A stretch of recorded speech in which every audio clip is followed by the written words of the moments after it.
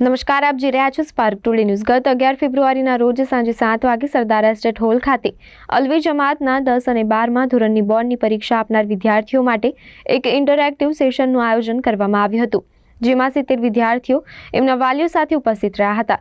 આ સેશન બરોડા સાયક્લોપીડિયન ગ્રુપે આયોજિત કર્યું હતું। આ સેશનમાં મુખ્ય વક્તા ડોક્ટર પ્રિયંકાબેન બહેરાની હાજર રહ્યા હતા। આ સેશનના મુખ્ય અતિથિ માઝુન ઉદ દાવત સઈદુલ ખૈર ઇમાદુદ્દીન સાહેબ હતા, જેમણે પરીક્ષાના સમયે આધ્યાત્મિકતાની અહેમિયત સમજાવી હતી।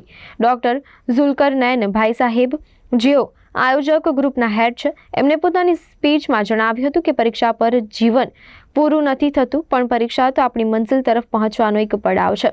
જીત અને હાર મંજિલ તરફ જવાના રસ્તા પર વળાંક છે, જે પાર કરીને જ મંજિલ પર પહોંચી શકાશે।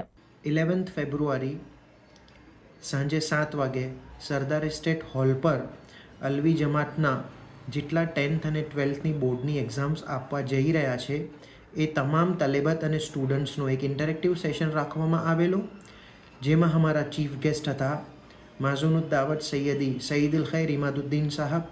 એ પોતે પધારેલા અને બચ્ચાઓને દરમિયાન એક્ઝામ્સના દौरान કઈ તરહથી સ્પિરિચ્યુઆલિટી અને મઝહબી ચીજો કામ લાગે છે એના પોઈન્ટ્સ ડિસ્કસ કરેલા। એનેમાં સિવાય આ ઇવેન્ટમાં અમારા મેઇન સ્પીકર હતા ડૉક્ટર પ્રિયંકાબેન બહેરાની।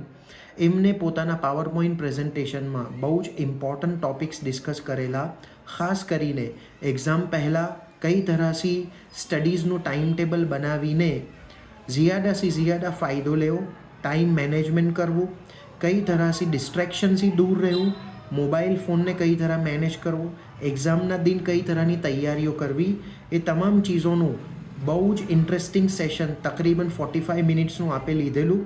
એને બાદ બચ્ચાઓએ ક્વેશ્ચન્સ પૂછેલા, પેરેન્ટ્સે સવાલ કીધેલા। એને બાદ આ સેશન તમામ થયેલું અને આ જે ગ્રુપ બરોડા સાયક્લોપીડિયન છે એમના જે હેડ છે એમને કહ્યું હતું પોતાની સ્પીચને અંદર કે કઈ તરહ આજથી 15-20 વર્ષ પહેલાં એવા કોઈ સેમિનાર્સ નહોતા થતા અને આજે શું કામ જરૂરત પડી, કેમ કે એન્ઝાયટી, ફિયર અને આ તમામ ચીજો એટલી વધી ગઈ છે કે આ સેશન કરવાની જરૂરત પડી।